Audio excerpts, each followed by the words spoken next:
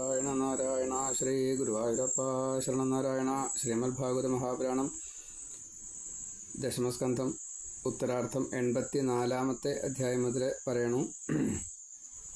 വസുദേവരുടെ യാഗം തൊട്ടുള്ള കാര്യങ്ങളാണ്. ഷഡ്ഗർഭന്മാർക്ക് മുക്തി കൊടുക്കുന്നത് എങ്ങനെ. സൂര്യഗ്രഹണ ശേഷം സമന്തപഞ്ചക തീർത്ഥത്തിൽ വെച്ച് സ്വസ്ഥതയിൽ എല്ലാവരും ഇരിക്കുകയാണ്. ഇപ്പോൾ നാരദാദികളൊക്കെ വന്നു.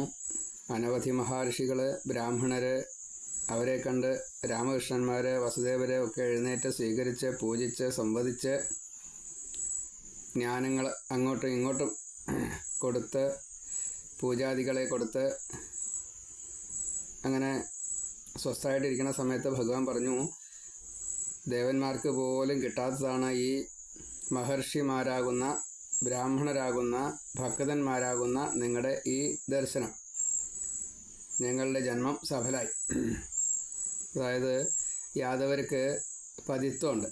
അപ്പോൾ ആ പതിത്വം മുഴുവനെ തീരുന്നത് ഭഗവാനെ കാണാൻ ഇങ്ങനെ വരുന്നതായിട്ടുള്ള ഓരോരുത്തരും അതിൻ്റെ മാക്സിമത്തിലാണ് ആ ഈശ്വരഭാവത്തെ മറച്ചുകൊണ്ട് ഈ ബ്രാഹ്മണരെ ബഹുമാനിപ്പിക്കുക. ബാക്കിയുള്ളവരെ കൊണ്ട് ബ്രാഹ്മണരെ ബഹുമാനിപ്പിക്കണം. അതിന് വേണ്ടിയിട്ടുള്ള നയങ്ങളാണ് ഭഗവാൻ എപ്പോഴും പറയുള്ളൂ. അപ്പോൾ ആ ബ്രാഹ്മണരെ പുകഴ്ത്തുന്നതായിട്ടുള്ള രംഗമാണ്. വിഗ്രഹത്തിൽ മാത്രം ഭഗവാനെ കാണുന്ന രജോ ഗുണമുള്ള ഞങ്ങൾക്ക് മഹാബ്രാഹ്മണരായിട്ടുള്ള നിങ്ങളെ കാണാൻ കഴിഞ്ഞുവല്ലോ. അതുകൊണ്ട് ഞങ്ങൾ ഭാഗ്യവാന്മാരാണ്. നിങ്ങളെ പൂജിക്കാൻ തരായി, നമസ്കരിക്കാൻ തരായി, ഞങ്ങളെ അനുഗ്രഹിച്ചു. ഇതൊക്കെ ഞങ്ങളുടെ പുണ്യമാണ്. ദേവന്മാർ സാധാരണഗതിയിൽ എത്ര പൂജിച്ചാലും അവർക്ക് നല്ലോണം തൃപ്തി അയച്ചാൽ കുറച്ചെന്തെങ്കിലും തരും, അത്രയേ ഉള്ളൂ. അനവധി കാലം വേണേനി. ഇത് ദർശനാദേവ, അതാണ്, അത്രയുണ്ട്. വെറുതെ ഒന്ന് കണ്ടാൽ മതി, അപ്പം തന്നെ അതിൻ്റെ പുണ്യഫലം ലഭതേ. അപ്പോൾ ഏതാ ലാഭം? സത്സംഗമാണ് ഏറ്റവും ലാഭം. അപ്പോഴേക്കപ്പോഴേ ശുദ്ധാക്കും. അതാണ്. ദേവന്മാർക്ക് ഭേദബുദ്ധിയുണ്ട്, സജ്ജനത്തിന് അതില്ല. സജ്ജനൻ ജ്ഞാനം തരും. ശരിക്കും നിങ്ങളെയാണ് പൂജിക്കേണ്ടത്. അത് സാധിച്ചു. ഇത് ഞങ്ങളുടെ ഭാഗ്യമാണ്. ബ്രാഹ്മണർ ഇത് കേട്ട് കഴിഞ്ഞപ്പോൾ ഭഗവാനെ സ്തുതിക്കുന്നതായിട്ടുള്ള വാക്കുകൾ ഭഗവാൻ ബ്രാഹ്മണരെ ഉദ്ദേശിച്ച് പറയുക. ഇതെന്താ നിങ്ങളെ വിപരീതം പറയണത്? അതിൻ്റെ അർത്ഥം മനസ്സിലായില്ല. അപ്പം നല്ലോണം ഒന്ന് ചിന്തിച്ച്, നല്ല ബുദ്ധിയുണ്ട് ബ്രാഹ്മണർക്ക്. ശരിയാണ്, അങ്ങ് പറഞ്ഞതൊക്കെ ശരിയാ. ഈ മനുഷ്യനാട്യത്തിൽ വന്നിട്ട് കൃഷ്ണൻ ഇപ്രകാരത്തിലല്ലാതെ കൊണ്ട് പറഞ്ഞു വെച്ചാൽ മാത്രമേ ചിന്തിക്കണ്ടൂ. അതാണ്. അപ്പോൾ ഞങ്ങൾക്ക് അവിടുത്തെ ഈ മായ ബാധിക്കാത്തത് അങ്ങ് ഇപ്പം ഞങ്ങളെ അനുഗ്രഹിക്കുന്നത് കൊണ്ടാണ് എന്നും മനസ്സിലായി. അതായത് മനുഷ്യനാട്യം അത് ലീലയാണ്. കർമ്മമില്ലാത്ത അങ്ങ് കർമ്മം ചെയ്യണു, ജന്മമില്ലാത്ത അങ്ങ് ജനിച്ച് വരികയും ചെയ്തു. സൃഷ്ടിയാദികൾ ചെയ്യുന്നതായിട്ടുള്ള അങ്ങയുടെ ഈ നടനം ഇതല്ല, ഏതും അങ്ങയുടെ നടനങ്ങളാണ്. അവതാരങ്ങൾ അനവധി ചെയ്യുന്നുണ്ട്. അതൊക്കെ ദുഷ്ടരെ ശിക്ഷിക്കാനും ശിഷ്ടരെ രക്ഷിക്കാനും. എത്രയോ ശരീരങ്ങൾ ഭഗവാൻ എടുത്തിരിക്കണം. മത്സ്യകൂർമ്മ വരാഹശ സരസസ്യു സഹസ്രശ, അങ്ങനെയാണ്. അവതാരത്തിൻ്റെ കണക്ക് ഇത്ര എന്ന് പറയാൻ പറ്റില്ല. ഇപ്പം എല്ലാം ശുദ്ധസത്വമായിട്ട് കാണുമ്പോൾ പ്രകൃതിക്ക് മത്സ്യമാവാം, കൂർമ്മാവാം. പക്ഷേ ശുദ്ധസത്വമാണ് ഭഗവാൻ. അത് ആർക്കും മനസ്സിലാവണില്ല. ജ്ഞാനികൾക്കൊഴിച്ച്, ഭക്തന്മാർക്കൊഴിച്ച്, ബ്രാഹ്മണർക്കൊഴിച്ച്. അതാണ്. യഥാർത്ഥത്തിലുള്ള തത്വവിചാരം ചെയ്യാൻ സാധിച്ചുവെങ്കിൽ ഇന്ദ്രിയ നിഗ്രഹം ചെയ്തിട്ട് വേദമൊക്കെ നല്ലോണം അതിൻ്റെ അർത്ഥം അറിഞ്ഞ് മനസ്സിലാക്കി തപസ് പോലെ അതിൻ്റെ പ്രയോഗങ്ങളെ ചെയ്തു കഴിഞ്ഞാൽ എല്ലാ കാര്യങ്ങളും ഭഗവാൻ മനസ്സിലാക്കി തരും. വേദം അവിടുത്തെ ഹൃദയമാണ്. വേദം പ്രമാണമാക്കിയ ബ്രാഹ്മണരെ അങ്ങ് ആദരിക്കണു. മനുഷ്യരുടെ ഹൃദയത്തിൽ അങ്ങ് വസിക്കണു. അപ്പോൾ സാത്വിക ഭാവത്തിൽ എത്തിക്കഴിഞ്ഞാൽ ആ ഭഗവാനെ ഈ മനുഷ്യർക്ക് അറിയാൻ സാധിക്കണു. ഞങ്ങൾ ചെയ്ത തപസ്സിൻ്റെ ഫലം ഇതാ ഇപ്പോൾ അനുഭവിക്കുകയാണ്. ഞങ്ങൾ അങ്ങയെ കണ്ടുവല്ലോ. കണ്ടാൽ തന്നെ മുഴുവൻ പാപവും തീരും, സംസാരം തീരും, മനഃശുദ്ധി കിട്ടും, മുക്തനാവും. അങ്ങനെ മുക്തിദൻ ആയിട്ടുള്ള ഭഗവാനെ അങ്ങേക്ക് നമസ്കാരം. ഗംഗയും ലീലാകഥകളും ഇത് രണ്ടും മുക്തിക്ക് ഉപായങ്ങളാണ്. ഭക്തരുടെ പാദധൂളിയും. അപ്പോൾ അത് കിട്ടുകയാണ് ഇവിടെ. അതുകൊണ്ട് ഈ അവിദ്യ തീർത്തു തരണേ, ഞങ്ങൾക്ക് ഈ പാദത്തിൽ നിഷ്കളങ്കമായിട്ടുള്ള ഭക്തി തരണേ. മുക്തി തരും ഭഗവാനെ, പക്ഷേ ഭക്തി അത്ര കിട്ടില്ല. ഈ ജ്ഞാനുണ്ടായാൽ പിന്നെ ഭക്തി കിട്ടാൻ വലിയ പ്രയാസമാണ്. അത് അല്പജ്ഞാനാണെന്ന് വെച്ചാൽ പറയും വേണ്ട. കുറച്ച് ജ്ഞാനം കിട്ടിയാൽ പിന്നെ അഹങ്കാരമായി, പിന്നെ ഭഗവാനെയൊക്കെ മറക്കുക. ഭഗവാൻ കുറേശ്ശെ ഈ പറഞ്ഞ കാര്യങ്ങളൊക്കെ ചെയ്യും. ഭക്തന്മാർക്ക് അങ്ങനെ ഒരു ഇതുണ്ട്. ജ്ഞാനികൾ ഭക്തന്മാരൊക്കെ കുറേശ്ശെ എന്തെങ്കിലും പറഞ്ഞു കഴിഞ്ഞാൽ ഭഗവാൻ അതൊക്കെ അനുവദിച്ചു കൊടുക്കും. അപ്പോൾ അനുവദിച്ചു കൊടുക്കുമ്പോൾ ഞാൻ കേമനായി. ഞാൻ പറഞ്ഞാൽ ഭഗവാൻ കേൾക്കും, റെക്കമെൻഡേഷൻ. അപ്പോൾ എന്താ സംഭവിക്കുക? ഉള്ളതും പോവേ. അത് പക്ഷേ ആലോചിക്കുന്നില്ല. ഇങ്ങനെ അബദ്ധം വരാതിരിക്കാൻ യഥാർത്ഥത്തിലുള്ള ഭക്തി ഞങ്ങൾക്ക് തരണേ എന്ന് പ്രാർത്ഥിക്കുകയാണ്. അപ്പോൾ നിഷ്കളങ്കരായിട്ടുള്ള പരമജ്ഞാനികളായിട്ടുള്ള മഹാപണ്ഡിതന്മാരായിട്ടുള്ള സൂരികളായിട്ടുള്ള ഭക്തരായിട്ടുള്ള ബ്രാഹ്മണരാണ് ആ മുനികൾ, മഹർഷിമാർ. അവർ ഭഗവാനിൽ നിന്ന് വേണ്ടതെന്തോ അത് നേടി എന്നിട്ടാണ് പോയത്. അപ്പോൾ അത്രയും വിനയഭാവത്തിൽ എത്തിയാൽ മാത്രമേ യഥാർത്ഥത്തിലുള്ള ഭക്തി കിട്ടുള്ളൂ. ഭഗവാൻ അവരെ ഭജിക്കുകയാണ് ഉണ്ടായത്. അതിൻ്റെ ഫലം ഇതാണ്, ഇവരുടെ ഭജനം പൂർത്തിയായിരിക്കുന്നു. അതുകൊണ്ടാണ് മഹർഷിമാർ യാത്ര പറഞ്ഞ് പോകാൻ ഒരുങ്ങി. അപ്പോഴാണ് വസുദേവർ പറഞ്ഞത്, നിങ്ങളാരും പോകരുത്, എനിക്ക് ചെറിയൊരാവശ്യമുണ്ട്. കൃഷ്ണൻ്റെ ഈ അനുഗ്രഹമൊക്കെ കിട്ടിയതിൻ്റെ ശേഷം അതിൽ വസുദേവരും പെടുകയെ. അച്ഛൻ്റെ സ്ഥാനത്തല്ലായിരുന്നു എങ്കിൽ വസുദേവരും അതിൽ പെടും. ഋഷിയാണ്, മുനിയാണ്, ത്രികാലജ്ഞാനിയാണ്, എല്ലാം ഉണ്ട് അദ്ദേഹത്തിന്. മകനായിട്ട് കിട്ടിയത് ഭഗവാനെയാണ്. അപ്പോൾ ഈ ഋഷിഗണത്തിൻ്റെ മുഖ്യനാണ് വസുദേവർ. വസുദേവരാ പറഞ്ഞത്, ഋഷികളെ നിങ്ങൾ പോകരുത്, എനിക്ക് നിങ്ങളെ കൊണ്ട് ആവശ്യമുണ്ട്. എന്താ ആവശ്യം? നാരദാദികളെ, എനിക്ക് ചില സംശയങ്ങളുണ്ട്. എൻ്റെ ഈ കർമ്മം കൊണ്ട് കർമ്മവാസന നശിക്കുന്നുണ്ടോ ഇല്ലയോ എന്നാ സംശയം. കർമ്മവാസന കൊണ്ട് കർമ്മം നശിക്കണില്ല. ഇതെന്താ ഇതിൻ്റെ കാരണം? കർമ്മവാസന നശിക്കണില്ല. അപ്പോൾ നാരദ ഉത്തരം പറഞ്ഞു, മഹർഷികളെ വരൂ, നമുക്ക് വസുദേവരെ കൃഷ്ണനെ മകനായിട്ട് മാത്രം കണക്കാക്കുകയാണ്. അടുത്ത് ഉണ്ടെങ്കിൽ അനാദരവിന് കാരണമാവും. ഗംഗാതീരത്ത് നിന്ന് മറ്റുള്ള തീർത്ഥത്തിലേക്ക് പോകുന്ന അജ്ഞരെ പോലെ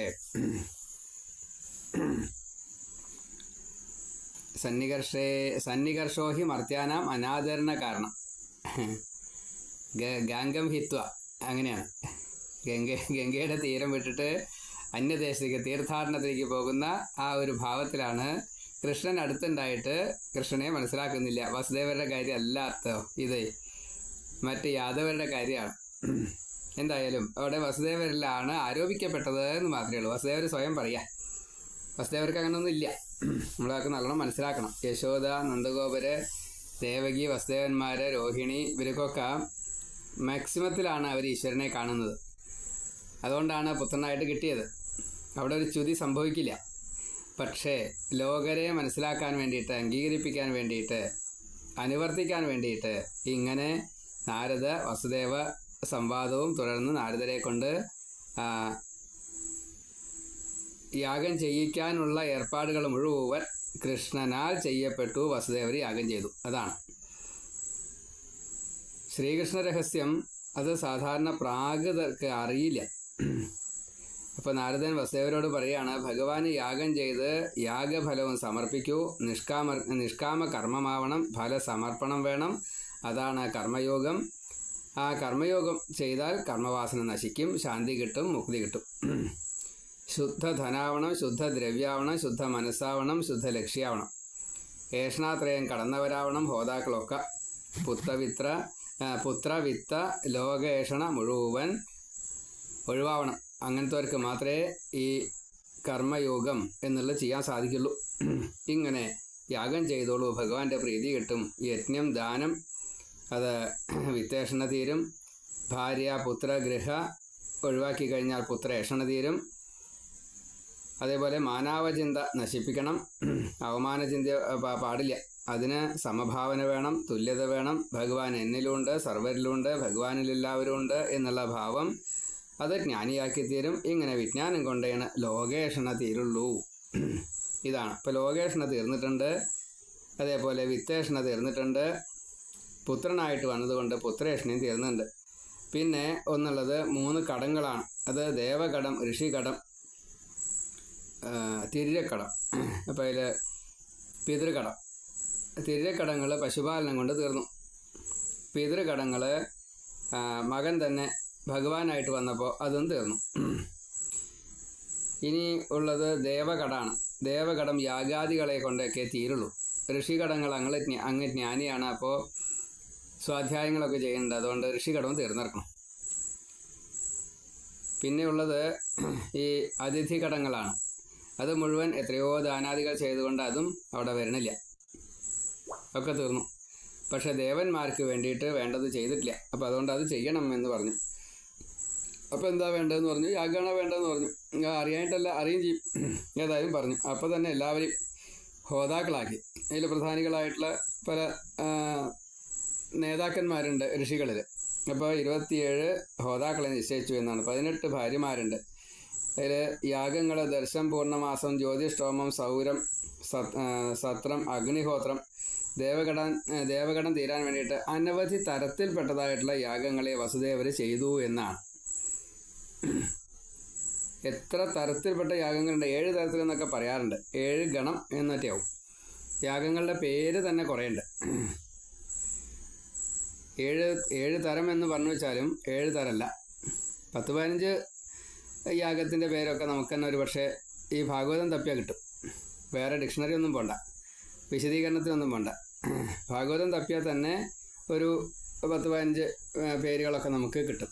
അപ്പോൾ അങ്ങനെയുള്ള ഈ യാഗങ്ങൾ മുഴുവൻ നാരദൻ്റെ നേതൃത്വത്തിൽ ഭഗവാൻ ചെയ്യിച്ചു വസുദേവരെ കൊണ്ട്.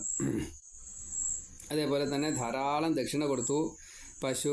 പശുദാനം ചെയ്തു, കന്യകാദാനം, ഭൂമിദാനം, ധനദാനം, ഇങ്ങനെ പലതും. എവിടെ വെച്ചിട്ടാണ് ചെയ്യണത്? സമന്തപഞ്ചക തീർത്ഥത്തിൽ വെച്ചിട്ടാണ്. അപ്പോൾ അത്രയും പുണ്യമാണ്. അവഭൃത സ്നാനമൊക്കെ വേണ്ട രീതിയിൽ ചെയ്ത് സൽക്കർമ്മങ്ങൾ ഇത്രയും ചെയ്യുകൊണ്ട് എല്ലാവർക്കും സുഖത്തെ കിട്ടി. എന്നും ധാരാളമായിട്ട് അന്നദാനം ചെയ്തു. അതെങ്ങനെ അന്നദാനം? എല്ലാവർക്കും കൊടുത്തു എന്നാണ്. എല്ലാവർക്കും കൊടുത്തു വെച്ചാൽ സസ്യജാലങ്ങൾക്ക് വെള്ളം, വളം, അവിടെ നിന്ന് അങ്ങോട്ട് തുടങ്ങുകയായി. പക്ഷിമൃഗാദികൾക്ക് ആഹാരാദികൾ, പ്രാണിവർഗങ്ങൾക്ക് ആഹാരാദികൾ, പിന്നെ വന്ന അതിഥികൾക്ക് അന്നദാനം, അതേപോലെ ഹോതാക്കൾക്ക്, യജമാനന്മാർക്ക്, യജമാന വസുദേവർ തന്നെയാണ്, എന്നാലും അങ്ങനെയല്ല,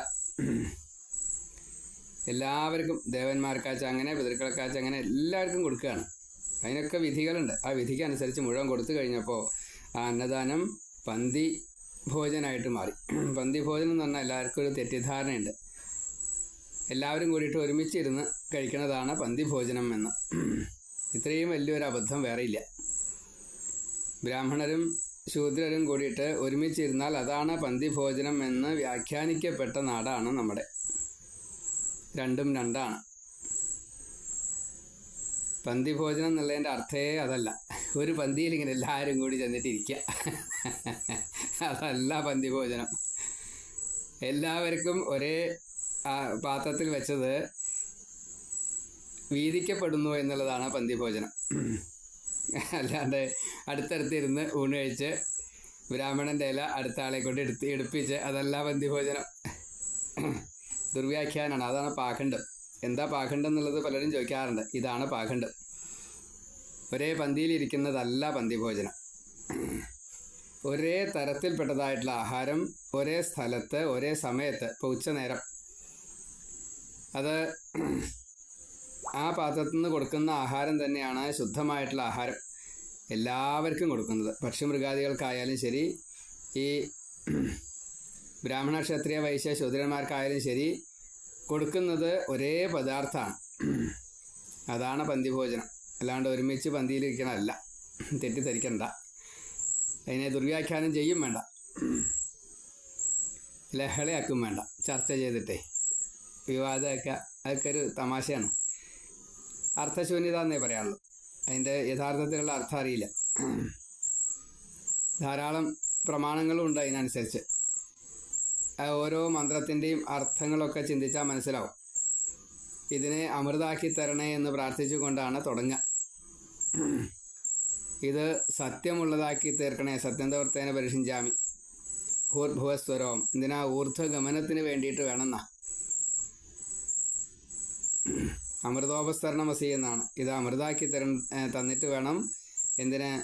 ഇവിടെ ഇപ്പോൾ മനുഷ്യവാസം ആണെങ്കിൽ അത് കുറച്ചൊരു ഭൗതികമാണ്. അതല്ലാത്ത രീതിയിൽ വേണം ഇത് ജഠരാഗ്നിയിലുള്ള വൈശ്വാനരന് കൊടുക്കാനായിട്ട്. അങ്ങനെയൊക്കെ സ്വീകരിക്കണം.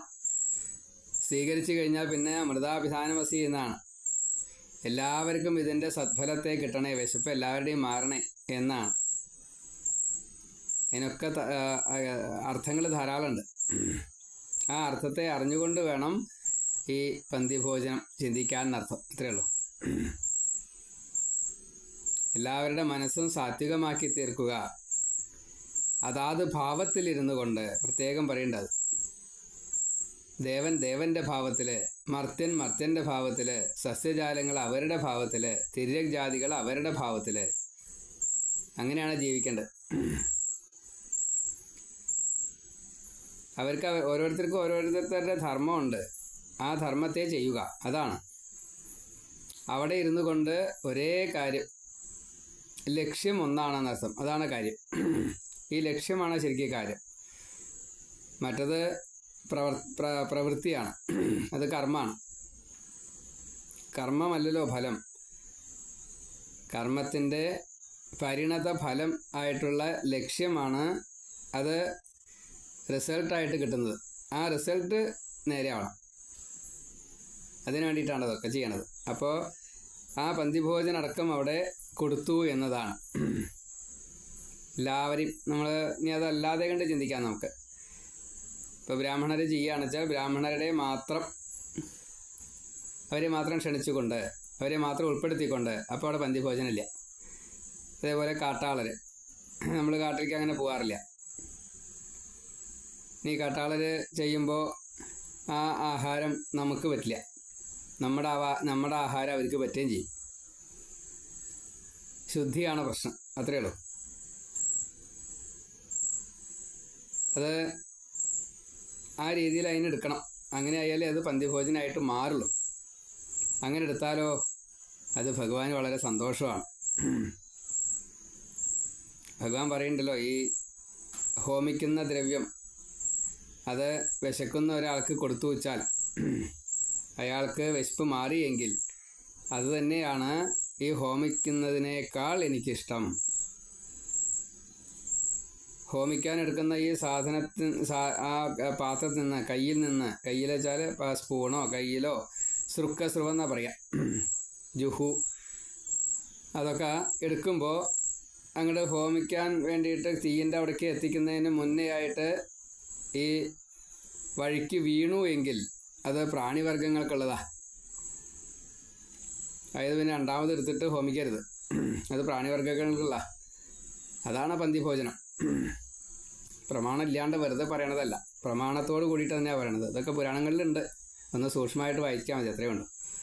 വൈദികത്തിലുണ്ട്, താന്ത്രികത്തിലുണ്ട്, പുരാണത്തിലുമുണ്ട്. അപ്പം അത് കൂട്ടി വായിച്ചാൽ ഈ പാഖണ്ഡം വരില്ല.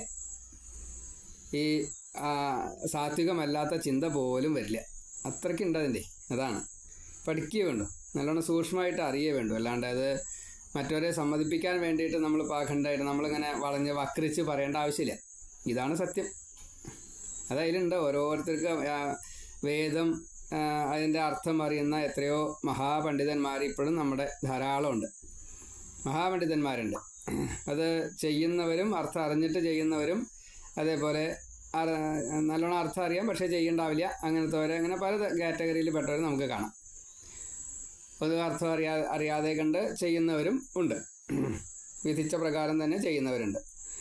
അപ്പോൾ വ്യത്യാസങ്ങളുണ്ട്. എല്ലാവരിനും ഫലത്തിനും വ്യത്യാസമുണ്ട്. ഇവിടെ കൃഷ്ണനാണ് ജ്ഞാനദാതാവ്. കൃഷ്ണനാണ് ഈ യാഗം വേണം എന്ന് നിശ്ചയിച്ചത്. അതിൻ്റെ ഫലതനും കൃഷ്ണൻ തന്നെയാണ്. അപ്പോൾ അച്ഛനെ കൊണ്ട്, നാരദാദികളെ കൊണ്ട്, മഹാഋഷികളെ കൊണ്ട് ചെയ്യിച്ചത് തുല്യാവാണ്ട വരുമോ? തുല്യാവാണ്ട വരില്ല. ആ തുല്യതയാണ് പന്തിഭോജനം. അത് ഫലവും അങ്ങനെ തന്നെയാണ്. ഓരോരുത്തർക്കും ഓരോന്നാണ് വേണ്ടത്. ആ വേണ്ടത് വേണ്ട പോലെ കൊടുക്കുകയാണ്. വിശക്കുന്നവന് ആഹാരം തന്നെയാണ് വേണ്ടത്. കല്യാണ സമയത്ത് ധാരാളം പണ്ടങ്ങളും അലങ്കാരങ്ങളും അതിനുള്ള ഘോഷങ്ങളും തന്നെയാണ് വേണ്ടത്. ഉത്സവത്തിനാച്ചാൽ വേണ്ടത് മറ്റൊരു തരത്തിലാണ്. ഇഷ്ടാപൂർത്തങ്ങൾ ചെയ്യുമ്പോൾ കിണർ കുഴിക്കുക, കുളം കുഴിക്കുക, ആ സമയത്ത് വേണ്ടത് ഈ പദാർത്ഥങ്ങളല്ല, വേറൊരു തരത്തിലാണ് വേണ്ടത്. അവിടെ അങ്ങനെയാണ് സഹായിക്കുക, അവിടെ അങ്ങനെയാണ് കൊടുക്കുക. അതാണ് മനസ്സിലാക്കിയേ വേണ്ടു. അതാണ് മനസ്സിലാക്കിയാൽ ഈ പാഖണ്ഡം വരില്ല. അപ്പോൾ ഈ സംശയം ഉണ്ടാവില്ല. അതാണ് ഇങ്ങനെ നന്ദഗോപരെയും ഗോപന്മാർ അതിഗംഭീരമായിട്ട് എല്ലാവരെയും സൽക്കരിച്ചു എന്നതാണ്. വസുദേവർ നന്ദഗോപരോട് പറയാണ്, യാഗമൊക്കെ കഴിഞ്ഞതിന് ശേഷമാണ്, ഇതൊരു വിധിയാണ്, ഭഗവാന്റെ മായയാണ്. സ്നേഹപാശം കൊണ്ട് നമ്മളിവിടെ കെട്ടിയിട്ടെടുക്കുകയാണ്. ഇതൊരു വലിയ കടമ്പയാണ്. ഇതിനെ എങ്ങനെ മറികടക്കും? എത്രയൊക്കെ ഉണ്ടായാലും ശരി ഞാൻ എൻ്റെ എന്ന് തോന്നണം. കൃഷ്ണൻ എൻ്റെ പുത്രനാണ് അല്ലേ? രണ്ടുപേർക്കും ഒരേപോലെ തോന്നുകയാണേ. നന്ദഗോപർക്കും അതെ, വസുദേവർക്കും അതെ. കൃഷ്ണൻ സ്വന്തമാണ്, മകൻ എന്ന് കണക്കാക്കണം. ഞങ്ങൾ എങ്ങനെയാണ് നിങ്ങളെ സഹായിക്കേണ്ടത്? ഞങ്ങളെ നിങ്ങൾ ഇപ്പോഴും സ്നേഹിക്കണു. ഇതൊരു മായല്ലേ?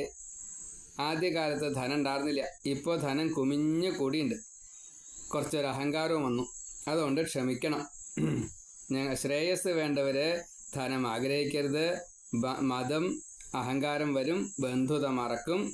വസുദേവർക്ക് ഇത് രണ്ടും ഇല്ലെങ്കിലും നന്ദഗോപരോട് പറഞ്ഞത് ഇങ്ങനെയാണ്. നന്ദഗോപർക്കും മനസ്സിലായി. അപ്പം അത് നമുക്ക് വേണ്ടിയിട്ടാണ് പറഞ്ഞത്. ധനമുണ്ടായതുകൊണ്ട് കുഴപ്പമൊന്നുമില്ല, ധനമുണ്ടായതുകൊണ്ടല്ല കുഴപ്പം. ധനത്തിൽ അഹമ്മമ ഉണ്ടാവരുത്, അത്രയേ ഉള്ളൂ. പക്ഷേ എളുപ്പമാണ്, കുറച്ച് കാശുണ്ടെങ്കിൽ മതം വരാൻ എളുപ്പമാണ്. അതുകൊണ്ട് അത് ആഗ്രഹിക്കണ്ട. ഇപ്പം നന്ദഗോപുര സ്വതേ ആ കാലത്ത് ഒന്നുമില്ലാത്തൊരവസ്ഥ ഉണ്ടായിരുന്നു.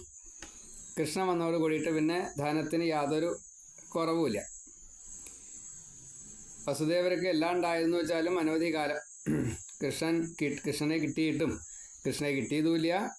കാരാഗ്രഹവാസം വേണ്ടിവരികയും ചെയ്തു, കംസവധം വരെ. ഇപ്പോൾ കൃഷ്ണനെ കിട്ടിയില്ല. കൃഷ്ണനെ കിട്ടിയില്ല, അതാണ്. അപ്പോൾ എപ്പോഴാണ് അത് സംഭവിക്കുക? ഈശ്വരാനുഗ്രഹമുള്ള സമയത്തെ അതൊക്കെ സംഭവിക്കുള്ളൂ. നന്ദഗോപർക്ക് അത്രയും കാലം ഈശ്വരനെ കിട്ടി. ഈശ്വരൻ പോയി കഴിഞ്ഞപ്പോൾ ധനം തൊട്ടുള്ള കാര്യങ്ങൾക്ക് ഒന്നിനും ക്ഷാമമില്ല. പക്ഷേ കൃഷ്ണൻ കൂടെ ഇല്ലാത്തത് കൊണ്ടുള്ള വിരഹം അത് സഹിക്കാനും പറ്റിയില്ല. ഇവിടെ കൃഷ്ണൻ കണ്ട് കൂടെയുണ്ട്, ധനം കൂടെയുണ്ട്, എന്നിട്ടും മനസ്സമാധാനം കിട്ടിയില്ല. അപ്പോൾ എന്തിലാണ് മനസ്സ് എന്ന് സംശയം എന്നുള്ളതാണ്. അപ്പോൾ അതുകൊണ്ട് അതിന് പരിഹാരമായിട്ടാണ് സർവം സമർപ്പിക്കുക എന്ന നിലയ്ക്ക് യാഗവും യാഗത്തിൻ്റെ ഫലവും എല്ലാവർക്കുമായിട്ട് വീതിക്കപ്പെട്ടത്. അപ്പോൾ മനസ്സിന് സമാധാനം കിട്ടി. അപ്പോൾ ഈ തമ്മിലുള്ള സംവാദങ്ങളും മനസ്സമാധാനത്തിന് വേണ്ടിയിട്ടുള്ളതിന് മാറി. ഗോപന്മാർക്ക് എന്തൊക്കെയാണ് കൊടുക്കേണ്ടത് നിശ്ചയില്ലാത്തൊരവസ്ഥ വന്നു വസുദേവർക്ക്. ഗോപന്മാർക്കോ അവർക്കൊന്നും വേണ്ട, അവർക്ക് ഇഷ്ടം പോലെ ഉണ്ട് പാടെ. എങ്കിലും കൃഷ്ണനടക്കം അമ്മയെ വിളിച്ചിട്ട് പറയുകയാണ്. ഇതിൽ പറഞ്ഞിട്ടില്ലെങ്കിലും സരസമായിട്ടുള്ള ഒരു വ്യാഖ്യാനം. പട്ടുകോണം ഇല്ല എന്ന് ആ കാലത്ത് യശോദ പറഞ്ഞു അത്രേ. അപ്പോൾ പട്ടുകോണം ഉണ്ട് അമ്മേ, ഞാൻ തരാം. അമ്മയുടെ പുതിയ പട്ടുസാരി എടുത്ത് കൊണ്ടുവന്ന് കഷ്ണാക്കിയിട്ട് വെച്ചത്. അമ്മ പട്ടുകൊണ്ട് ഇപ്പോൾ ധാരാളമായി. അപ്പം അമ്മ ചിരിച്ചു. ഇങ്ങനെ പലപ്പോഴും അമ്മ ഇല്ല പറഞ്ഞപ്പോൾ ഒക്കെ കൃഷ്ണൻ പുതിയത് ഇങ്ങനെ ചെയ്തു വെക്കുന്നുണ്ട്. അതിന് പകരമായിട്ട് ഇപ്പോൾ അന്ന് ഒരു സാരി ആണെങ്കിൽ ഇന്ന് 10,000 സാരി കൊടുത്തു യശോദയ്ക്ക് സാരിയുടെ ആവശ്യമില്ല ഇനി. അപ്പോൾ യശോദ ചിരിച്ചു, കരയും ചെയ്തു.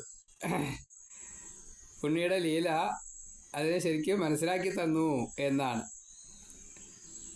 എന്തിനാ സ്വാർത്ഥം? എനിക്ക് ഉടുക്കാൻ വേണ്ടി പട്ടുസാരി ഞാൻ എടുത്തേക്കുണ്ടായിരുന്നില്ല, ഇല്ല എന്ന് പറയണ്ടാച്ചാൽ മതിയായിരുന്നു.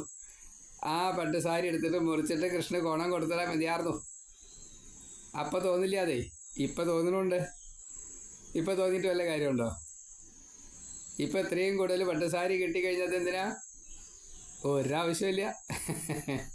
കൊണ്ടുപോകാതിരിക്കാൻ പറ്റൂല. കൊണ്ടുപോവുകയും ചെയ്തു കേട്ടോ, അതാ രസം.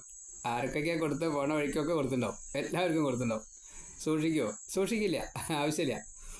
അതാണ്, എല്ലാവരും ദുഃഖിച്ചുകൊണ്ട് ഇങ്ങനെ വേണ്ടതൊക്കെ സ്വീകരിക്കുകയും ചെയ്തു, തുടർന്ന് യാത്രയാവുകയും ചെയ്തു.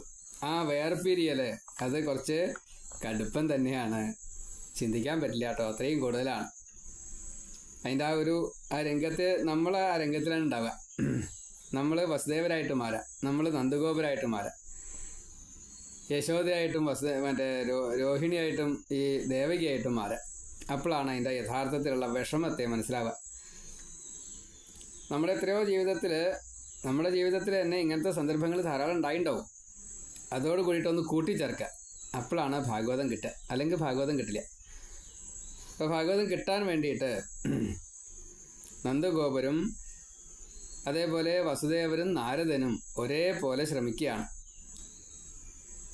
ഈ കൃഷ്ണനെ പുത്രഭാവത്തിൽ മാത്രം കാണരുത് എന്ന് നാരദൻ പറഞ്ഞു. എന്തുകൊണ്ട് ഈ രാമകൃഷ്ണന്മാർ ഈശ്വരഭാവത്തിലൂടെ വന്നിട്ടും എനിക്കത് തോന്നിയില്ല? അത് ഭഗവാന്റെ മായയാണ്. അപ്പോൾ അതിനെ മറികടക്കണം എന്ന് ത്രികാലജ്ഞാനിയായിട്ടുള്ള വസുദേവർ നിശ്ചയിച്ചു. വസുദേവർ ഈശ്വരന്മാരായിട്ട് കണ്ടുകൊണ്ട് കൃഷ്ണനെ രാമനെ സ്തുതിച്ചു.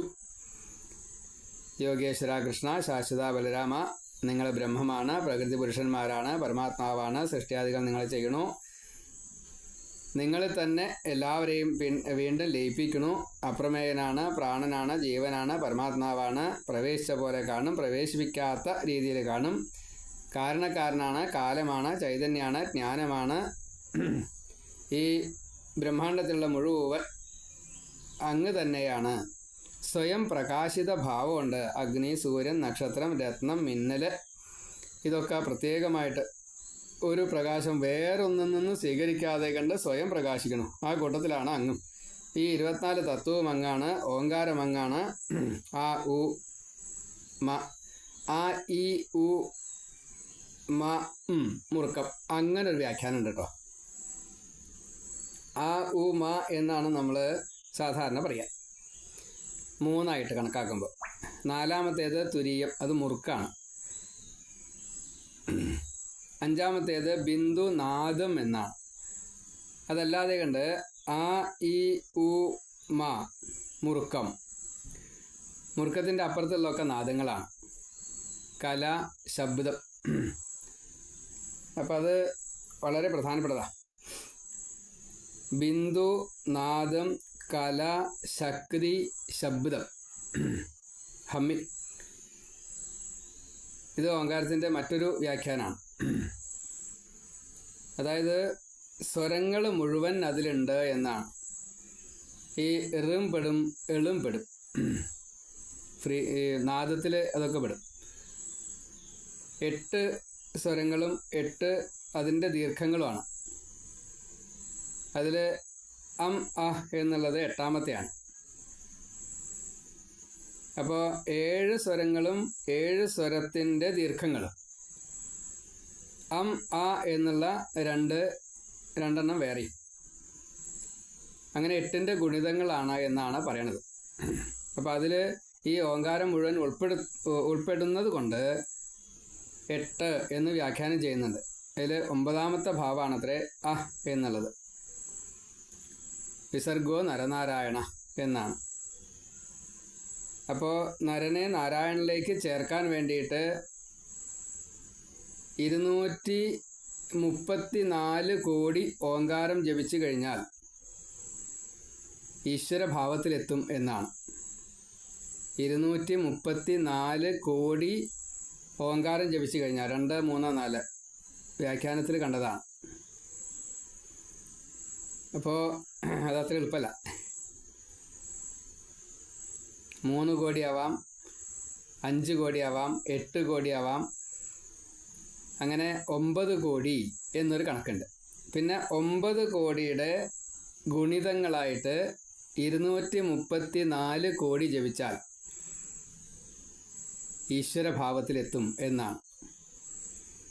അപ്പോൾ ഈ നമ്മളെപ്പോഴും പറയാറുണ്ട്, ഈ ഹിമവാനിൽ പോയിട്ട് ഓങ്കാരം ജപിച്ചിരിക്കുന്നവരെ അവർക്ക് കിട്ടണില്ല എന്ന്. ഈ 234 കോടി ജപിച്ചിട്ടില്ല അവർ, അതുകൊണ്ടാണ്. അതിൻ്റെ മുന്നേ ഭഗവാനെ കിട്ടണമെന്ന് ആഗ്രഹിച്ചു, അത് കിട്ടില്ല. ഭഗവാൻ ആവണം എന്ന് വിചാരിച്ചു, തരാവില്ല. അതാണ്. ഒക്കെ പ്രമാണമുണ്ട് കേട്ടോ, വെറുതെ പറയല്ല. ശിവപുരാണത്തിൻ്റെ വ്യാഖ്യാനങ്ങൾ എടുത്ത് നോക്കുക, അപ്പോൾ കാണാമല്ലോ. വ്യാഖ്യാനം കിട്ടണം, മറ്റത് എളുപ്പമല്ല. നല്ലോണം ശ്രദ്ധിച്ചാൽ കിട്ടും. പണ്ഡിതന്മാർക്ക് ഒരു പ്രയാസമില്ല, വളരെ വേഗം കിട്ടുന്നതാണ്. നമുക്ക് പാണ്ഡിത്യമില്ല, നമുക്കെല്ലാം അങ്ങനെ പുസ്തകത്തിൽ നോക്കിയിട്ട് പറയല്ലാതെ കണ്ട് ഒരു അറിവുമില്ല. ഇത് പറയുന്നതും അറിഞ്ഞ് പറയുന്നതും തമ്മിൽ വളരെ വ്യത്യാസമുണ്ട്. നമ്മൾ പുസ്തകം നോക്കണു, അതിൽ കണ്ടത് പറയണു എന്നല്ലാണ്ട് നമുക്ക് അറിവില്ല, നമുക്ക് ജ്ഞാനമില്ല. നമുക്ക് എന്തേ ഉള്ളൂ, കോപ്പിയിങ് ആണ് നമ്മൾ ചെയ്യുന്നത്. അത് വേണ്ട പോലെ ചെയ്യണം, അത്രയേ ഉള്ളൂ. അത് ചെയ്യാഞ്ഞാൽ അതിൻ്റെ ദോഷങ്ങൾ പാഖണ്ഡമായിട്ട് വരും. അത് പാഖണ്ഡം വരരുത്, അത് മനസ്സിൽ തന്നെ വേണം. അപ്പോൾ ഇവിടെ പറയണു, പരാപശ്യന്തി മധ്യമ വൈഖരി. പര എന്നുള്ളത് ഭഗവാനെ കാണാൻ, ഭഗവാനാണ് എന്ന് മനസ്സിലാക്കാൻ. അതേപോലെ തന്നെ കണ്ടു, അത് പശ്യന്തിയാണ്. യഥാർത്ഥത്തിലുള്ള ഭഗവത് തത്വങ്ങളെ കണ്ടു എങ്കിൽ പിന്നെ കണ്ട ഭഗവാനെ പൂജിക്കുക, മധ്യമ. നമ്മളൊക്കെ സദാസമയത്തും പൂജിക്കുക എന്നത് ചെയ്തുകൊണ്ടേയിരിക്കുകയാണ്, അറിഞ്ഞിട്ടല്ല എന്ന് മാത്രമേ ഉള്ളൂ. വൈഖരി എന്നുള്ളത് സ്തുതി, കർമ്മമാണ്, ശബ്ദം പുറമേക്ക് വരുന്നതാണ്. ആ ശബ്ദത്തെ നമ്മുടെ കർമ്മമായിട്ട് കണക്കാക്കണം. വൈഖരി ശബ്ദം രണ്ടാമത്തെയാണ്, മനസ്സുകൊണ്ട് ചിന്തിക്കുക. രണ്ടാമത്തേതാണ് പറയുക, മൂന്നാമത്തേതാണ് പ്രവൃത്തി. അപ്പോൾ അതിൽ രണ്ടാമത്തെ ഭാവമാണ് ഈ വൈഖരി ശബ്ദമായിട്ട് പുറത്തു വരിക. അത് ആ, ഉ, മ, അർത്ഥമാത്ര, ബിന്ദു, നാദം, കല, ശക്തി, ശബ്ദം. അതുപോലെ മുറുക്കം, അത് ദൈവീ ഈശ്വരീ ഭാവമാണ്. ആദ്യന്തമില്ലാത്ത നിത്യനായിട്ടുള്ള സത്യനായിട്ടുള്ള ഏകനായിട്ടുള്ള ഭഗവാനെ എനിക്ക് ഈ ഭഗവാനെ ഉപാസിക്കാനുള്ള ഒരു ശരീരം ഇപ്പോൾ ഭഗവാൻ തന്നിട്ടുണ്ട്. അതിനെ നമ്മൾ വേണ്ട രീതിയിൽ ഉപയോഗിക്കണില്ല എന്നുള്ളത് സത്യമാണ്. എന്നിട്ടും മോക്ഷത്തിന് വേണ്ടിയിട്ട് ശ്രമിക്കാൻ ജ്ഞാനമുണ്ടായിട്ട് ചെയ്യാതിരിക്കുക എന്നത് കുറച്ചൊരു തെറ്റാണ്, കുറ്റകരാണെന്ന്. ഞാൻ നിങ്ങളെ വസുദേവർ പറയാണ്, പുത്രഭാവത്തിൽ കണ്ടത് തെറ്റായോ? തെറ്റല്ല. ഭഗവാൻ പറഞ്ഞിട്ടുണ്ട് ജനിച്ച സമയത്ത്, പുത്രഭാവത്തിലും കണ്ടോളൂ, ബ്രഹ്മഭാവത്തിലും കണ്ടോളൂ, ഇനി ഒരു ജന്മമില്ല എന്ന് പറഞ്ഞ് അനുഗ്രഹിച്ചിട്ടുണ്ട്. പക്ഷേ പുത്രഭാവത്തിൽ കാണുമ്പോൾ ഈ ബ്രഹ്മഭാവത്തിൽ എത്താൻ വേണ്ടിയിട്ടുള്ള ദൈർഘ്യം കൂടും. അപ്പോൾ പുത്രഭാവത്തിൽ കുറേ കണ്ടു, ഇപ്പോൾ ജ്ഞാനം കിട്ടി, ബ്രഹ്മഭാവത്തിൽ കണ്ടു. അതാണ് ഈ സ്തുതിക്കാനുള്ള കാരണം. അതിന് കാരണം ദേഹാഭിമാനം ഉണ്ടായിരുന്നു, ഇപ്പം അതില്ല. അവതാര പുരുഷനായിട്ട് നിങ്ങളെ എല്ലാവരും ഒരേപോലെ തന്നെ സകലസ്വരൂപം എന്ന നിലയ്ക്ക് കാണുന്നു. പക്ഷേ നിങ്ങൾ സകലസ്വരൂപമല്ല, ബ്രഹ്മാവസ്ഥയിലാണ്. അതുകൊണ്ടാണ് പരിപൂർണ തമൻ എന്ന് കൃഷ്ണനെ പറയാനുള്ള കാരണം. മായയിൽ നിന്ന് മോചിപ്പിക്കാൻ വേണ്ടിയിട്ടാണ് ഈ ലീലകളൊക്കെ നിങ്ങൾ ചെയ്യുന്നത്. ഇങ്ങനെ ബ്രഹ്മഭാവത്തിൽ സ്തുതിച്ചു കഴിഞ്ഞപ്പോൾ രാമകൃഷ്ണന്മാർ വീണ്ടും മായ കാട്ടി അച്ഛനെ നമസ്കരിച്ചു. എന്നിട്ട് ചിരിച്ചു, പറഞ്ഞു, അങ്ങ് പറഞ്ഞ തത്വങ്ങളെല്ലാം ഞങ്ങൾ പഠിച്ചു. ശരിയാണ്, കാരണം ഇത് മുഴുവൻ വേദസാരമാണ്. വേദസാരം ബ്രഹ്മതത്വം ആണ്. ബ്രഹ്മതത്വത്തെ ഞങ്ങളിതാ പഠിച്ചിരിക്കണം അങ്ങയിൽ നിന്ന്. ഗുരുവാണ്, വസുദേവർ ഗുരുവാണ്. അച്ഛൻ്റെ സ്ഥാനത്തും ഗുരുവാണ്, ജ്ഞാനത്തിൻ്റെ കാര്യത്തിലും ഗുരുവാണ്. അപ്പോൾ ആത്മാവ് ഏകനായിട്ടുള്ള ആത്മാവ് ശരീരാദികളിൽ നിന്ന് ഭിന്നനായിട്ട് നിൽക്കണു. ഉപാധിഭേദമാണ് ഈ വ്യത്യാസങ്ങളെയൊക്കെ, നാനാത്വത്തെയൊക്കെ കാണിക്കുന്നത്. അത് ഉത്കൃഷ്ടൻ, നികൃഷ്ടൻ ഇങ്ങനെയുള്ള തോന്നലിന് കാരണം. ഇങ്ങനെ പലതും അച്ഛൻ്റെ ആ സ്തുതിയെ വ്യാഖ്യാനിച്ചുകൊണ്ട്, അതിനെ സമ്മതിച്ചുകൊണ്ട്, ശരിയാണ് കേട്ടോ അച്ഛ എന്ന് സമ്മതിച്ചു എന്നതാണ്. അപ്പോൾ കൃഷ്ണൻ പറഞ്ഞൊക്കെ കേട്ടു, ദ്വന്ദ്വം കടന്നു. എങ്കിലും വീണ്ടും കൃഷ്ണൻ മായ പ്രയോഗിച്ചു. മായ പ്രയോഗിച്ചപ്പോൾ അച്ഛനും മകനുമായി, അമ്മയും മകനുമായി. അപ്പോൾ ദേവകി പറഞ്ഞു, അങ്ങ് ഈശ്വരനാണ്, ഞങ്ങളെ സഹായിക്കാൻ വേണ്ടിയിട്ട്, അനുഗ്രഹിക്കാൻ വേണ്ടിയിട്ട്, മുക്തി തരാൻ വേണ്ടിയിട്ട് വന്നതാണ്. ഞങ്ങൾക്ക് മാത്രം മുക്തി പോരാ. അങ്ങയുടെ ഏട്ടന്മാരായിട്ടുള്ള ഒരു 6 പേര് കംസൻ വധിച്ചിട്ടുണ്ട്. അവരുടെ ഇപ്പോഴത്തെ അവസ്ഥ എന്താ, അവർക്ക് മുക്തി കിട്ടിയോ എന്ന് ചോദിച്ചു. ഇല്ലെങ്കിൽ മുക്തി കൊടുക്കണം. ഇത് ആവശ്യപ്പെടുകയാണ്. ആ 6 പേരെയും എങ്ങനെയാണ് നമുക്ക് ചെയ്യാൻ സാധിക്കുക? അവർക്ക് മുക്തി കൊടുക്കാൻ എന്താ നമുക്ക് ചെയ്യാൻ സാധിക്കുക? ഇതാണ് ചോദ്യം. അപ്പോൾ രാമകൃഷ്ണന്മാർ അമ്മയുടെ ആവശ്യം കേട്ട് ഇപ്പോൾ വരാമെന്ന് പറഞ്ഞ് അവിടെ നിന്ന് പോയി സുതലത്തിലെത്തി. അവിടെ മഹാബലി ഉണ്ട്. മഹാബലി ഭഗവാന്മാരെ 2 പേരെയും നന്നായിട്ട് സ്വീകരിച്ചു, പൂജിച്ചു, സ്തുതിച്ചു. നിങ്ങൾക്ക് ഈശ്വരഭാവമുണ്ട്, അതിപ്പോൾ എനിക്ക് കാണാൻ സാധിച്ചോളൂ. ഈ ദർശനം കൊണ്ട് തന്നെ, ഭഗവാന്റെ ദർശനം കൊണ്ട് തന്നെ മുക്തി കിട്ടുമല്ലോ. തപസ് ചെയ്യുന്നത് ഭഗവാന്റെ ദർശനം കിട്ടാൻ വേണ്ടിയിട്ടാണ്. ഞാൻ തപസ്സൊന്നും ചെയ്യാതെ കണ്ട് തന്നെ നിങ്ങൾ അവിടെ വന്നിരിക്കുന്നു. കിട്ടാൻ തന്നെ പ്രയാസമാണ്. ഇതിപ്പോൾ ഞാൻ ധന്യനായ ഒരവസ്ഥയിലെത്തിയിരിക്കുന്നു. അസുരന്മാർ ദേവന്മാരെ ശത്രുവായിട്ട് കാണുന്നു. അത് ശത്രുതാ ദോഷമാണ്. വിരോധവും കാമവും സ്നേഹവും ഇതെല്ലാം അങ്ങേക്ക് ഒരുപോലെയാണെങ്കിലും യോഗികൾക്കും അങ്ങയെ അറിയണില്ല. അപ്പോൾ പിന്നെ ഞങ്ങളെങ്ങനെയാണ് ഭഗവാനെ അറിയാം? ഞങ്ങൾ അന്ധകൂപത്തിലാണ്, നിസ്പൃഹരാണ്.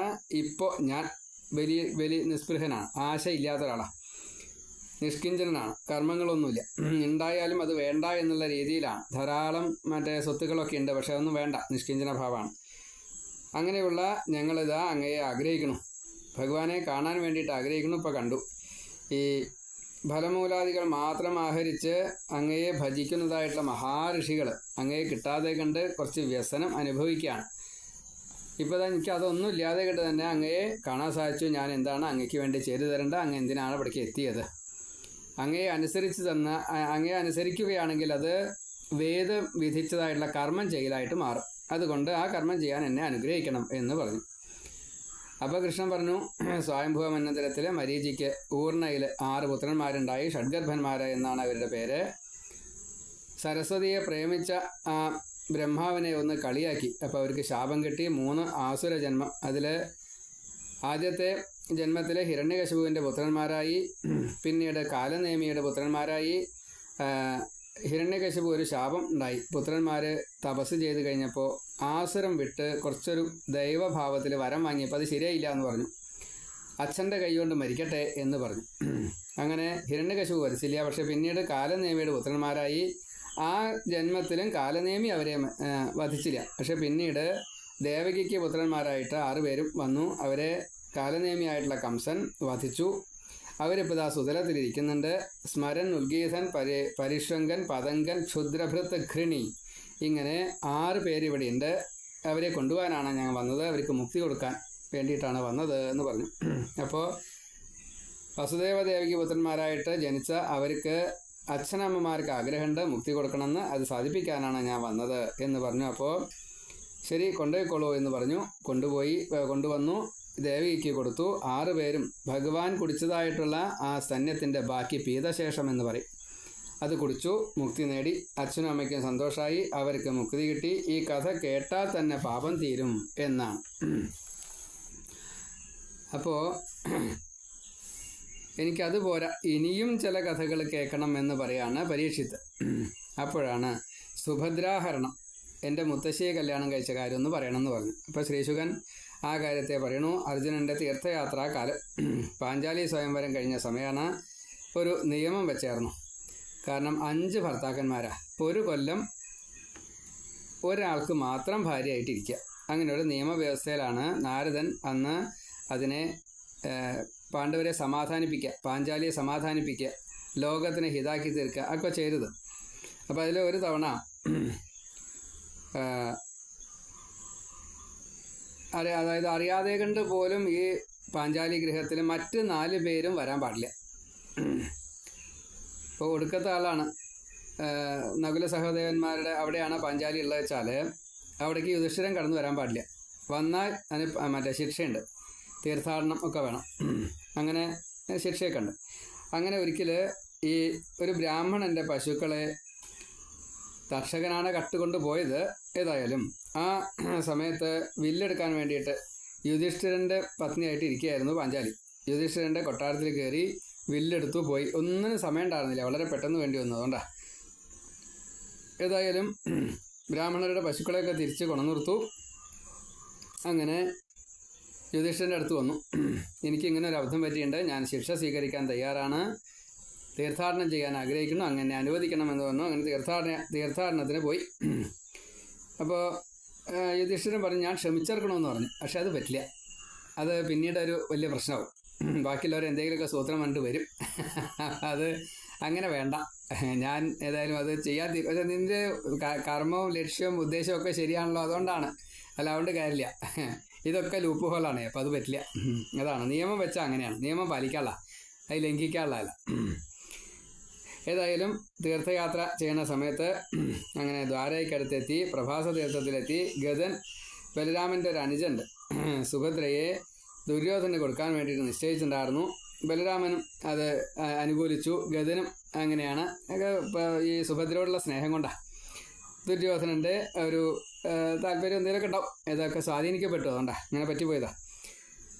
ഏതായാലും സുഭദ്രയോട് അർജുനന് കുറച്ച് പ്രേമുണ്ട് എന്നുള്ളത് മനസ്സിലായി. കൃഷ്ണനും അതുപോലെ സുഭദ്രയ്ക്ക് അർജുനനെയാണ് ഇഷ്ടമെന്ന് മനസ്സിലാക്കിയത് കൊണ്ട് ഈ വസുദേവരായാലും ഒക്കെ, കൃഷ്ണനും വസുദേവരും ഒക്കെ അതിനെ അനുകൂലിച്ചുകൊണ്ടാണ് നിൽക്കുന്നത്. അപ്പോൾ ഈ സമയത്താണ് അർജുനൻ്റെ തീർത്ഥയാത്ര. അപ്പോൾ അർജുനനോട് പറഞ്ഞു, സന്യാസി വേഷം കെട്ടിക്കോളൂ, ദ്വാരകയിലേക്ക് വന്നോളൂ, ഏർപ്പാടൊക്കെ ഉണ്ടാക്കി തരാമെന്ന് പറഞ്ഞു. അപ്പോൾ ബലരാമൻ അവിടെ ഇല്ലേ, ശിക്ഷിക്കില്ലേ, അതൊക്കെ വഴി ഉണ്ടാക്കാന്നേ വരൂ എന്നൊക്കെ പറഞ്ഞുകൊണ്ടാണ്. അപ്പോൾ സന്യാസി വേഷം കെട്ടിയിട്ട് ഈ ദ്വാരകയിലേക്ക് എത്തി, മറ്റേ കൃഷ്ണൻ്റെ കൊട്ടാരത്തിലേക്ക് എത്തി, അല്ലെങ്കിൽ സുഭദ്രയുടെ അടുത്തെത്തി. ഏതായാലും ബലരാമൻ സ്വീകരിക്കപ്പെട്ടു എന്നതാണ്. ബലരാമൻ അങ്ങനെയാണ്, ഇഷ്ടമായ ഒക്കെ വലിയ ഇഷ്ടമാണ്. തെറ്റിക്കഴിഞ്ഞാലോ ശിക്ഷയും കിട്ടും, ഉറപ്പാണ്. അപ്പോൾ ഇവിടെ ബലരാമൻ്റെ മുമ്പിൽ അർജുനൻ, സന്യാസിയായിട്ടുള്ള അർജുനൻ നല്ല പിള്ള ചമഞ്ഞു. ഏതായാലും അത് നല്ല കുട്ടികളെ അല്ലെങ്കിലും ഇഷ്ടമാണ് എല്ലാവർക്കും. ചെറിയ കുട്ടികളാകുമ്പോൾ തന്നെ ആ കുട്ടിത്തങ്ങൾ അല്ലെങ്കിൽ ആ പല സൂത്രങ്ങളുണ്ട്. അർജുനനാലും എടുക്കാനാണ്, എല്ലാം നാട്യകല മുഴുവൻ അറിയാമെന്നാണ്. അപ്പോൾ എന്തായാലും ആ നടനത്തിൽ പെട്ടു. അപ്പോൾ നല്ല സന്യാസിയാണ് എന്ന് മനസ്സിലാക്കി. എന്നാൽ ദ്വാരകയിൽ വസിച്ചോട്ടെ, സുഭദ്രയെ തന്നെ പരിചരണത്തിന് വേണ്ടിയിട്ട് അയക്കുകയും ചെയ്തു. അതൊക്കെ പതിവുണ്ട്, സാധാരണ കന്യകകളെ അങ്ങനെ കൊടുക്കാറുണ്ട്. അപ്പോൾ കൃഷ്ണൻ പറഞ്ഞു, വേണ്ടാട്ടോ, അത് മെനക്കെടാവും, സുഭദ്രയ്ക്ക് കല്യാണപ്രായം ആയിരിക്കണം. ഈ സന്യാസി വെച്ചാൽ ചെറുപ്പമാണ്, എന്തെങ്കിലുമൊക്കെ തോന്നിയാൽ എനിക്ക് ബുദ്ധിമുട്ടാവും. സന്യാസി നല്ല ജ്ഞാനമുണ്ട്, ചെയ്യണ്ടാവില്ല. നമ്മുടെ അടുത്ത് നിന്നൊക്കെ അങ്ങനെയൊക്കെ ചെയ്യുമാരെങ്കിലും, നമ്മളെ അറിയണവർ ചെയ്യില്ല. സന്യാസിക്ക് ജ്ഞാനമുണ്ടെന്നാണ് ഞാൻ മനസ്സിലാക്കണത്. നിശ്ചയില്ല, എന്തായാലും കാണാം എന്നൊക്കെ പറഞ്ഞു. ഏതായാലും ഇങ്ങനെ അവിടെ താമസിക്കുന്നതിൻ്റെ ഇടയ്ക്ക് ബലരാമൻ ഇവിടെ ഒരു ക്ഷേത്രോത്സവത്തിന് പോയ സമയത്ത് സുഭദ്രയ്ക്ക് ഈ അർജുനനുമായിട്ടുള്ള സംഘത്തിന് ഏർപ്പാട് ചെയ്തു കൃഷ്ണൻ. സ്വന്തം തേര് കൊടുത്തു. സുഭദ്ര തന്നെ തേര് തെളിച്ചും കൊണ്ട് അർജുനനെ കൊണ്ടുപോയി. ഇത് മനസ്സിലാക്കി രാമൻ തിരിച്ചു വന്നു കഴിഞ്ഞപ്പോൾ അപ്പോൾ ശുണ്ഠിയെടുത്തു, ഈ സന്യാസിയെ വധിക്കാൻ വേണ്ടിയിട്ട് നിശ്ചയിച്ചു. അപ്പോൾ പറഞ്ഞു, അത് അർജുനനാണ്, കൊല്ലാൻ നിൽക്കണ്ട എന്നാണ് എനിക്ക് തോന്നണത് എന്ന് പറഞ്ഞു. പിന്നെ അർജുനനെ കൊന്നു കഴിഞ്ഞാൽ സുഭദ്ര വിധവയാവും, അത് കാണണോ ചോദിച്ചു. വേണ്ടാന്ന് പറഞ്ഞു. എന്നാൽ അംഗീകരിക്കാം, ശരി. അങ്ങനെ അംഗീകരിച്ചു.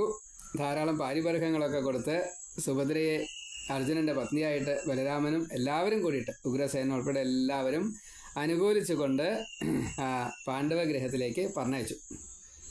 അർജുനൻ്റെ പത്നിയായി. അതിലാണ് അഭിമന്യു ഉണ്ടായത്. ആ അഭിമന്യുവിൻ്റെ പുത്രനാണ് പരീക്ഷിത്ത്. അപ്പോൾ ആ പരീക്ഷത്തിൻ്റെ ജന്മത്തെ കൂടി അവിടെ ഒന്ന് ഓർമ്മിപ്പിച്ചു എന്ന് സാരം. പിന്നെയും ശ്രീശുകൻ വേറൊരു കഥ പറയാണ്. മിഥില രാജ്യത്ത് ശ്രുതദേവൻ എന്നൊരു ബ്രാഹ്മണനും ബഹുലാശൻ എന്ന രാജാവും. മിഥില രാജാവ് ബഹുലാശനാണ്. രണ്ടുപേരും ഭക്തന്മാരാണ്. രണ്ടുപേരെയും അനുഗ്രഹിക്കാൻ ഭഗവാൻ നിശ്ചയിച്ചു. അങ്ങനെ ഋഷിമാരോടൊപ്പം ഭഗവാൻ യാത്രയായി. നാരദൻ, വാമദേവൻ, അത്രി, വ്യാസൻ, പരശുരാമൻ, അസിതൻ, ആരുണി, ബൃഹസ്പതി, കണ്ണൻ, മൈത്രേയൻ, ച്യവനൻ, ശ്രീശുകപുരം മഹർഷി. ഇങ്ങനെ 12 പേരും ഭഗവാനും കൂടിയിട്ട് അവിടെ ചെന്നു. 2 പേരെയും ഒരേ സമയത്ത് 12 24 പേരായിട്ട് വിരന്യ 24 പേര് ഒരേ ആൾക്കാർ 12 പേര് 2 ശരീരമായിട്ട്. അത് ഭഗവാന്റെ ഒരു മായ. ഈ 12 ആൾക്കും അറിയില്ല യഥാർത്ഥത്തിൽ ഞാൻ ബ്രാഹ്മണൻ്റെ അടുത്താണോ എത്തിയത്, ഈ രാജാവിൻ്റെ അടുത്താണോ എത്തിയത് അറിയില്ല. ശ്രുതദേവൻ്റെ ബ്രാഹ്മണൻ്റെ അടുത്തെത്തി. അവിടെ ബ്രാഹ്മണ രീതിയിലുള്ള സ്വീകരണങ്ങൾ അതൊക്കെ സ്വീകരിച്ചു. അതിനുശേഷം ഈ രാജാവിൻ്റെ അടുത്ത് രാജകീയമായിട്ടുള്ള പദാർത്ഥങ്ങളൊക്കെ സ്വീകരിച്ച്, അപ്പോൾ ഊണിന് വ്യത്യാസമുണ്ട്, സ്വീകരണത്തിന് വ്യത്യാസമുണ്ട്, ദക്ഷിണയ്ക്ക് വ്യത്യാസമുണ്ട്, ഒക്കെ വ്യത്യാസമുണ്ട്, സംവാദത്തിന് വ്യത്യാസമുണ്ട്. പക്ഷേ എല്ലാം ഒരേപോലെ തോന്നി, രണ്ടിനും ഒരേപോലെ സ്വാദ്. കേൾക്കുമ്പോൾ ഒരേ സുഖം, കാണുമ്പോൾ അത്യധികം ആനന്ദം. ഇങ്ങനെ പഞ്ചേന്ദ്രിയങ്ങളിലൂടെയും സ്വീകരിക്കുന്നതെല്ലാം രണ്ടുപേരും ഒരേപോലെ കൊടുത്തു. ഈ 13 പേർക്ക് ഒരേപോലെ തോന്നിച്ചു. 12 പേര് ഇവരും കൃഷ്ണനും ഒരേപോലെ തോന്നിച്ചു. വിശിഷ്ട ഭോജ്യം രണ്ടും ഒരേപോലെ, ഒരു വ്യത്യാസമില്ല. പദാർത്ഥങ്ങളൊക്കെ വ്യത്യാസമുണ്ട്. ഇനി അങ്ങനെ രണ്ടുപേരും സ്തുതിക്കുകയും ചെയ്തു. സ്തുതിയും പ്രത്യേകമായിട്ടുള്ള സ്തുതിയാണ്. ആ സ്തുതിയെല്ലാം കേട്ട് രണ്ടുപേരും അനുഗ്രഹീതരാവുകയും ചെയ്തു. ഞങ്ങളും അനുഗ്രഹിച്ചു, ഭഗവാനും അനുഗ്രഹിച്ചു. രണ്ടുപേർക്കും മുക്തിയും കൊടുത്തു. പരീക്ഷത്തിനോട് പറയാണ് ശ്രീശുക ബ്രഹ്മർഷി, ഇതിൽ ശരിക്ക് ആരാണ് ഈ ഞാൻ ബ്രാഹ്മണൻ്റെ അടുത്താണോ പോയത്, ക്ഷത്രിയൻ്റെ അടുത്താണോ പോയത്, ഇതെനിക്ക് ഇപ്പോഴും മനസ്സിലാവണില്ല. ഇതിൽ ആരാണ് ഞാൻ എന്ന് എനിക്ക് ഇപ്പോഴും മനസ്സിലാവണില്ല. ഇതാണ് പറഞ്ഞത്. വേദസ്വരൂപമായിട്ടുള്ള ക്ഷത്രിയനും വേദസ്വരൂപനായിട്ടുള്ള ബ്രാഹ്മണനും ദേവസ്വരൂപനായിട്ടുള്ള ക്ഷത്രിയനും രാജാവ് രണ്ടുപേരും ഒരു നാണയത്തിൻ്റെ 2 ഭാഗങ്ങളാണ്. അപ്പോൾ അവരിൽ നിന്ന് തരുന്നതും അത് സ്വീകരിക്കുന്നതും ഒരേ ഭാവത്തിലാണ്. ഇത് ഭഗവാന്റെ ഒരു മായയാണ്. അപ്പോൾ അതുകൊണ്ട് പ്രത്യേകം പറയാണ്, പരീക്ഷത്തെ ബ്രാഹ്മണരെ പൂജിക്കണം കേട്ടോ. ബ്രാഹ്മണര് യഥാർത്ഥത്തിൽ ഈ വേദം തന്നെയാണ്, ഭഗവാൻ തന്നെയാണ്. അപ്പോൾ നമ്മളെ എത്രത്തോളം ഈ ഭേദബുദ്ധി വേണ്ട എന്നുള്ളവർക്ക് എത്തിക്കുകയാണ് ശ്രീശുക ബ്രഹ്മർഷി ഈ ഒരു കഥയിലൂടെ നമുക്ക് പറഞ്ഞു തരുന്നത്. ഇങ്ങനെ ഒരു കാരണവശാലും 2 എന്നുള്ള തോന്നൽ വേണ്ടേ വേണ്ട. ഉയർന്നവൻ താണവൻ എന്നുള്ള ചിന്തയേ വേണ്ട. ഭഗവാൻ സ്വീകരിക്കുന്നത് ഒരേപോലെയാണ്. അതിൽ യാതൊരു വ്യത്യാസവും ഒരു ഭേദഭാവവും ഭഗവാൻ ഇല്ല. അത് വളരെ നിസ്സാരമാണ്. നമ്മൾ ഈ അഭിഷേകം ചെയ്യുമ്പോൾ പാല്, ഇളനീര് തുടങ്ങിയതിലൊക്കെ അഭിഷേകം ചെയ്തിട്ട് അത് മാർജനം ചെയ്തിട്ടില്ലെങ്കിൽ, ശൂദ്രപ്രവൃത്തി അവിടെ നടന്നിട്ടില്ലെങ്കിൽ പിറ്റേ ദിവസം അവർക്ക് കിടക്കാൻ പറ്റില്ല നാറിയിട്ട്. അത് ചെയ്യുന്നതായിട്ടുള്ള ഭാവം ബ്രാഹ്മണൻ്റെ, അത് മാർജനം ചെയ്യുന്നതായിട്ടുള്ള ഭാവം ശൂദ്രൻ്റെ. രണ്ടും ഒരാളാണ് ചെയ്യണത്. ഇത് രണ്ടും ഇല്ലാച്ചാൽ അത് നേരെയാവില്ല. ഇത് രണ്ടും കൂടി ഉണ്ടെങ്കിൽ, അല്ലെങ്കിൽ ഈ 4 അവസ്ഥ ഉണ്ടെങ്കിൽ മാത്രമേ നിലനിൽപ്പുള്ളൂ. അപ്പം അതുകൊണ്ട് ഭേദബുദ്ധി വേണ്ട. പരീക്ഷത്തിനോട് പ്രത്യേകം പറയാം ശ്രീശുക ബ്രഹ്മർഷി. അപ്പം ആരും ആഭിജാത്യത്തിൻ്റെ മുകളിൽ വലുതാവണ്ട. കുലം കൊണ്ടായാലും ശരി, ജ്ഞാനം കൊണ്ടായാലും ശരി, ധനം കൊണ്ടായാലും ശരി, സൗന്ദര്യം കൊണ്ടായാലും ശരി, ഈ യൗവനം കൊണ്ടായാലും ശരി, അധികാരം കൊണ്ടായാലും ശരി, ഒന്നും അതൊക്കെ താൽക്കാലിക. ശാശ്വതമായിട്ടുള്ളത് ലോകഹിതം, ദേവഹിതം, അവനവൻ്റെ ജീവൻ്റെ അതിൻ്റെ ഹിതം. ഇത് ആയിരിക്കണം ഉറപ്പിച്ച് പറഞ്ഞു. അത് ഇനി ഒന്നുകൂടി ഉറപ്പിക്കുകയാണ് ശ്രുതിഗീതയിൽ. അത് നമുക്ക് പിന്നീട് പറയാം. ശ്രുതിഗീത വ്യാഖ്യാനം ചെയ്യണില്ല, അത് വായിച്ചു പോവുക, അത്രയേ ഉള്ളൂ. അത് നമുക്ക് അടുത്തതിൽ നോക്കാം. സർവത്ര ഗോവിന്ദ നാമ സങ്കീർത്തനം. ഗോവിന്ദ ഗോവിന്ദ നാരായണ.